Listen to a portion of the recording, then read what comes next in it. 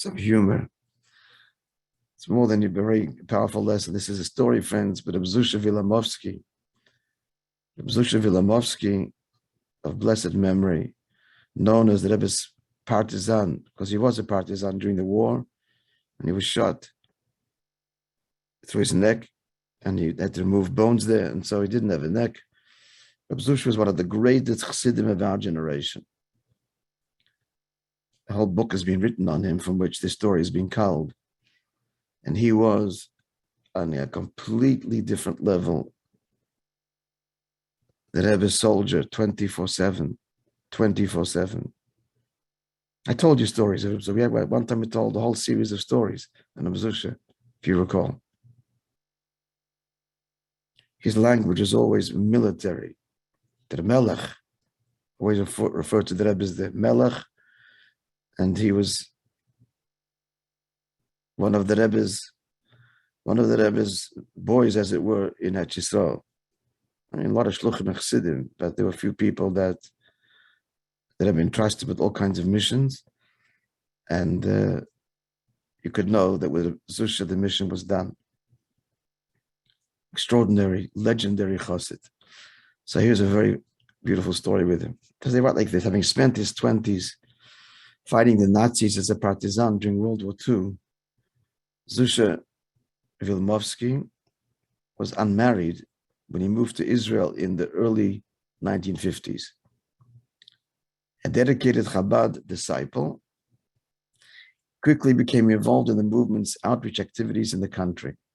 That's an understatement. But in 1952, at the age of 30, he decided it was time to find a wife and settle down. How does he find a wife? This is what he does. So he purchased 2 suits, went to Yerushalayim, and told a few people, I'm available. The strategy worked, and he was introduced to Fegi Puker. Who was she? She's a poor girl, one of 11 children in a family that come from Tzanze Chassidim. And they got married.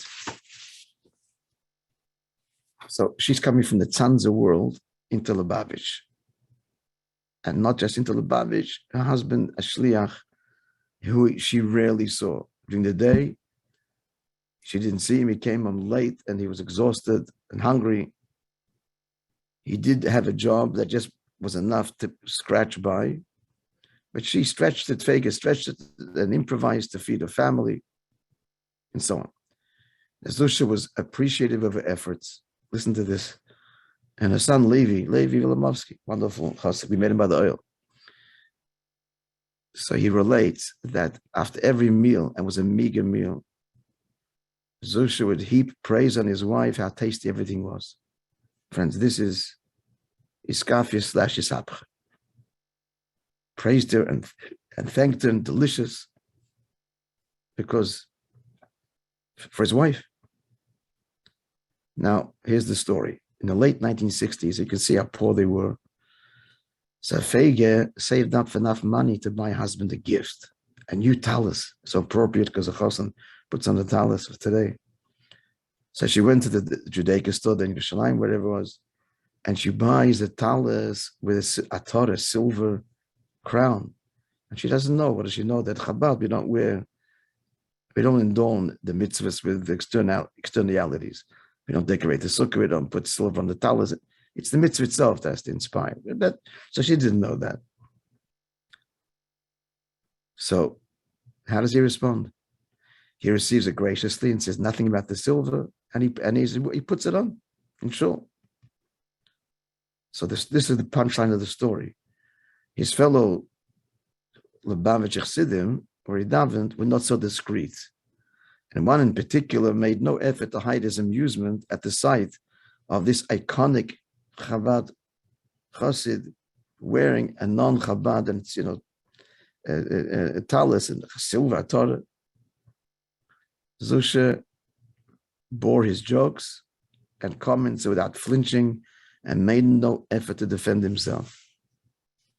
So on the way home from shul, I guess it's Levi, he says, Abba, Tata, Why didn't you tell him what happened? That you're wearing out of respect to mommy. The Ima bought you the talis. So the Zusha responded, why does it bother you that from one deed, two people had anah, two people enjoyed? In other words, his wife, forgetting it to him, and this fellow had a good laugh at him. So what is it? Here's the response.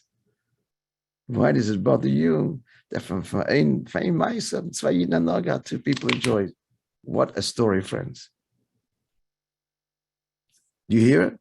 Not only is he not going to defend himself and explain and lecture the chassid why he's wearing it, but he's happy that the guy is having a good laugh at him. Gesundheit. That's Zusha. Friends, have a wonderful day. And maybe we should help. There should be simchas we should share. And I'm sure you will be here in spirit. Amen.